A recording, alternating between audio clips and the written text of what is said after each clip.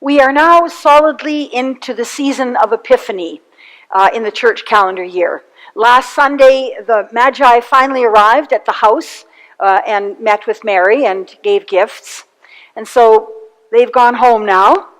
And we're now into that time. Epiphany is that season in which we focus on the stories, specific stories of Jesus' ministry. That epiphany can also mean that awakening within us about seeing how Jesus moves and develops into his ministry and how he brings it to the people. And I'm not convinced that from day one Jesus really knew what he was about. Some of the later stories of his life, and this one in particular, and also the one that precedes it, you'll have read it and know it about when he went into the desert. And there he was tempted and was tested in a way to find the fiber of his being to say, do I really want to take this on, God? I mean, I can have a sense that it might not end well. And I'm not sure I have the courage or the strength to take it on. Because you see, while we name Jesus as God, he was also fully human. And he would have the same sense of fear and trepidation. And have the wisdom to know that what he was about to embark upon would unsettle some people and in fact make them angry. So he goes into the desert and spends time there and is tested in the fires of his own spirit whether he wants to proceed. And he decides to make his way down to the Jordan River and there to be baptized. I've appreciated the music very much this morning. I feel like I'm flowing in the waters of the Jordan River and appreciate that so very much. And of course, as I've told you on a number of occasions, Gordon and I have been in the Jordan River in the sense of standing on the edge of it. We weren't baptized there or anything like that, although we did see caravans of people coming to the Jordan River to be baptized. I want to tell you, it's kind of muddy and dirty. But in they stepped into the Jordan River. I suspect in Jesus' day it was a bit cleaner than it is now.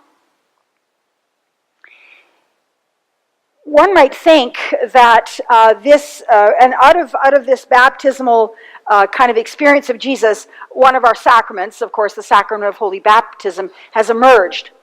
But I want to take us back a little bit deeper and a little bit earlier, because you see, Jesus, as I've told you as well, was a Jew. He was a Torah-practicing Jew all of his life.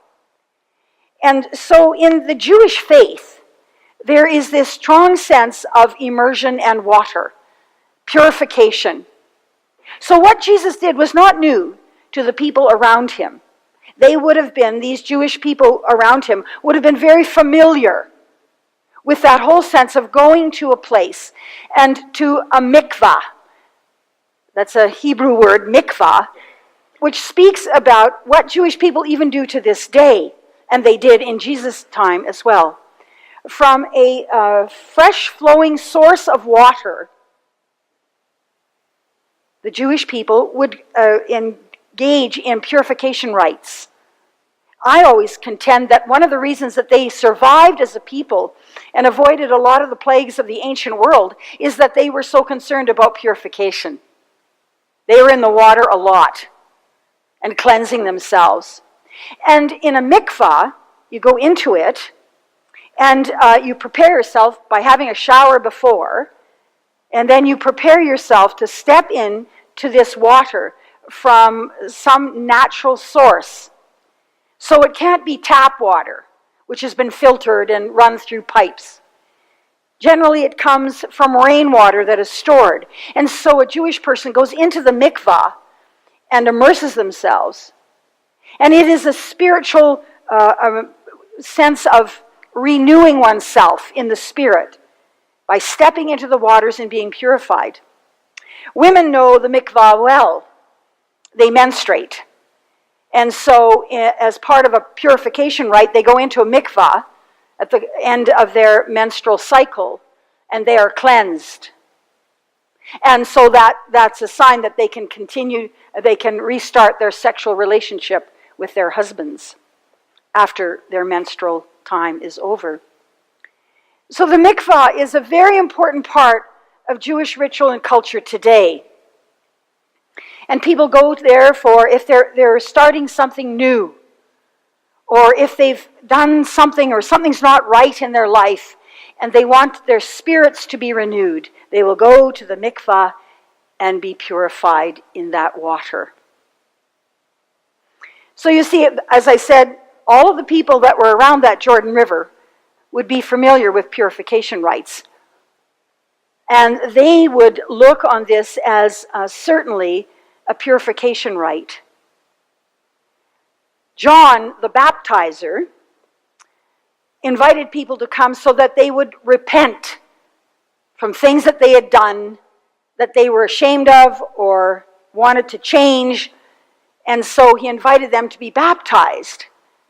And Mary said it actually, why would Jesus, who we believe to be flawless in terms of his human life, why would he ask to be baptized by John the Baptizer? And there was all this great debate. By the way, you can just imagine the throngs of people around watching all this, because there were two camps there at that time.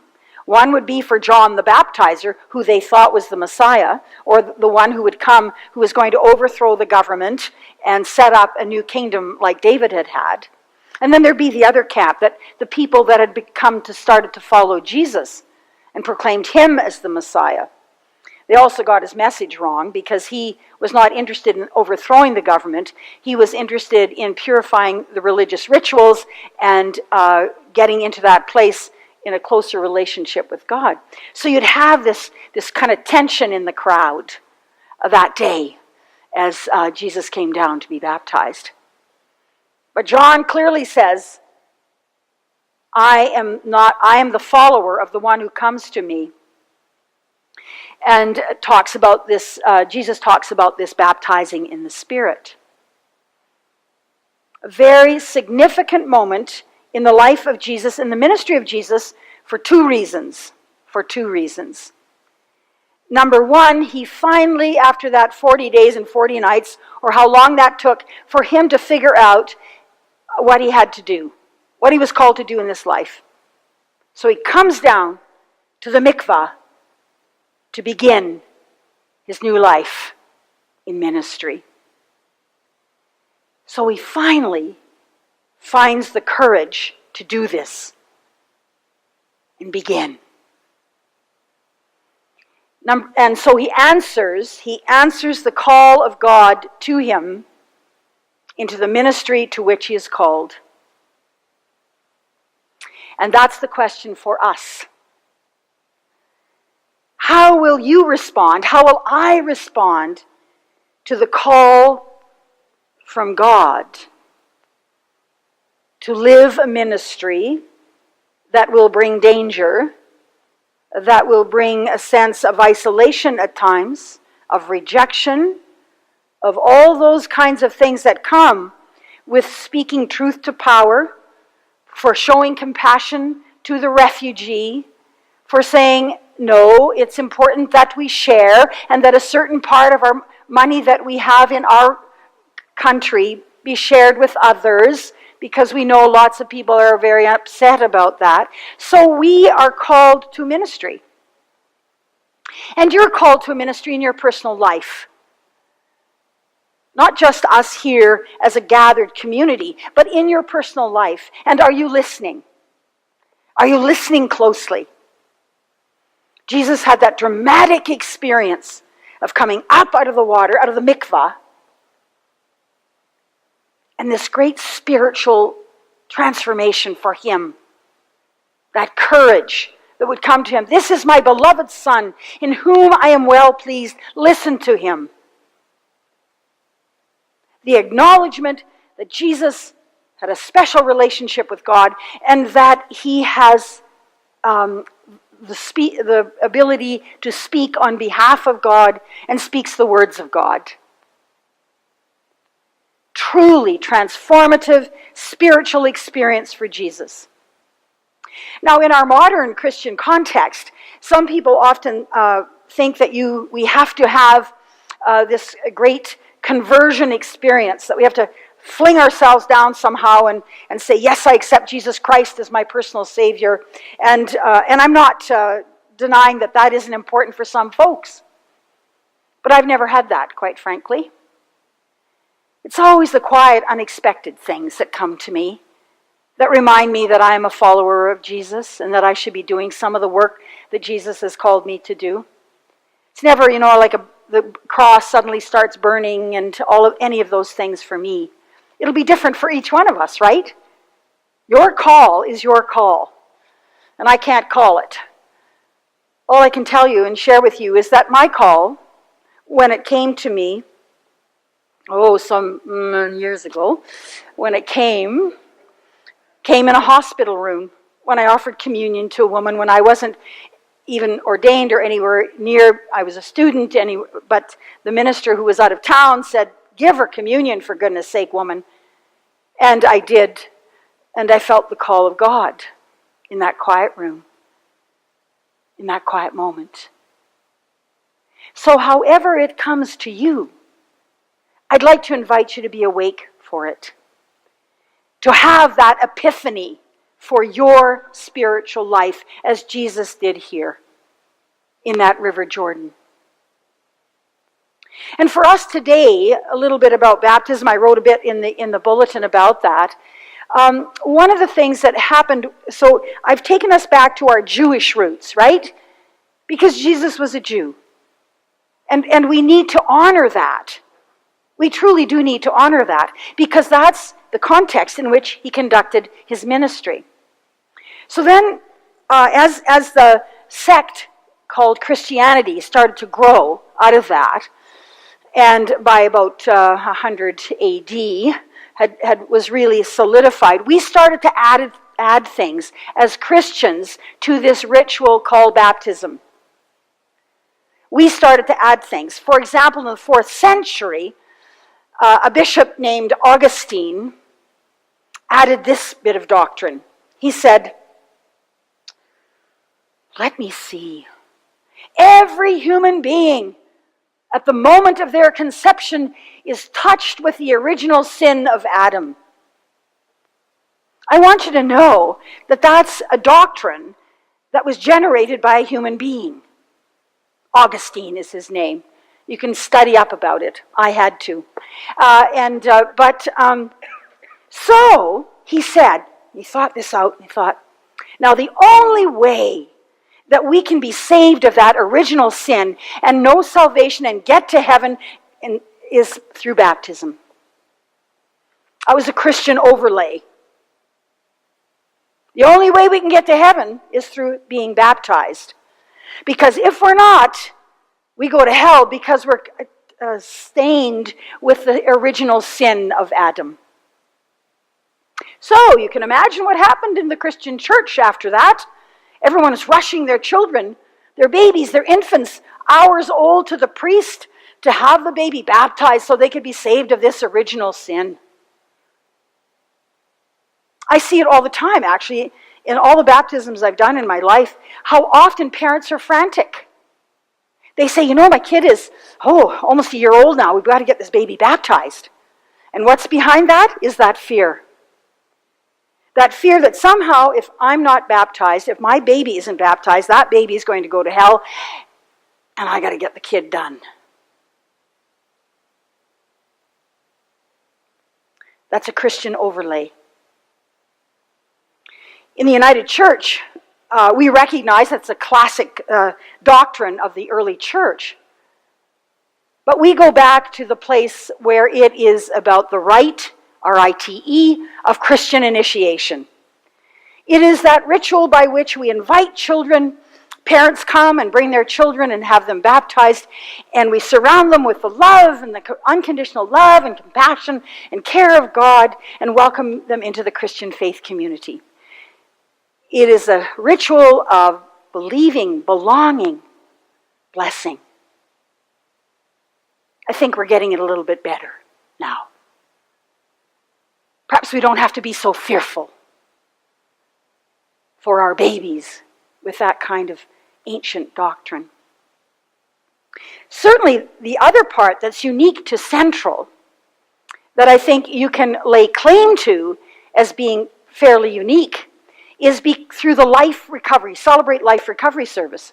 Once a year, we have a hot tub that comes and sits up here, and we have that full immersion, a mikvah experience, although we do use tap water, which would kind of not be quite a mikvah. And people come to be fully immersed because they want to know or have a sense of that spiritual blessing being poured out upon them. They are dying to an old way of life. Perhaps they have been an alcoholic for 25 years, and they come and they want to be baptized so that they can die to an old way of life and emerge to a new. That they can find their place and be healed through the waters of baptism. Powerful, powerful moment in their lives. And this is closer to what was happening for Jesus in the River Jordan. That sense of stepping into his new life. Setting aside all those things, those fears, that trepidation within his heart, and stepping into a new life. A powerful moment for him, a powerful moment for the folks who come and splash in the hot tub. On my coming to Central, I had never done a full immersion baptism before. I did it last April 1st. I remember it yet. A powerful moment of new life emerging. And I imagine God saying to those folks, "You are my beloved son or daughter. I give you this new life. You are my beloved son and daughter."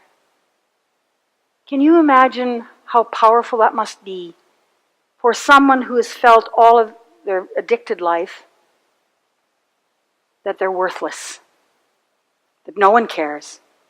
They're broken so beyond broken that they can't be repaired and cannot begin again. But God comes to them in that moment and says, "You are my beloved child. I will never abandon you." So, in the waters of baptism that Jesus experienced, may we have a strong sense of how our lives can be transformed. And one final ritual that we want to do this morning, Lorraine and I. Often in the Christian church, we watch babies being baptized, and sometimes when we were baptized as infants, we couldn't remember. Of course, we can't remember what our baptism was. We want to remind you. We want to remind you today what your baptism is about, and that you are beloved children of God.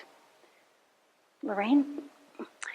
It's a ritual in which we are going to use evergreen, cut from our spruce tree at home, fresh and new, to sprinkle you with the waters of baptism, to remind you that you, each one of you, are beloved children of God.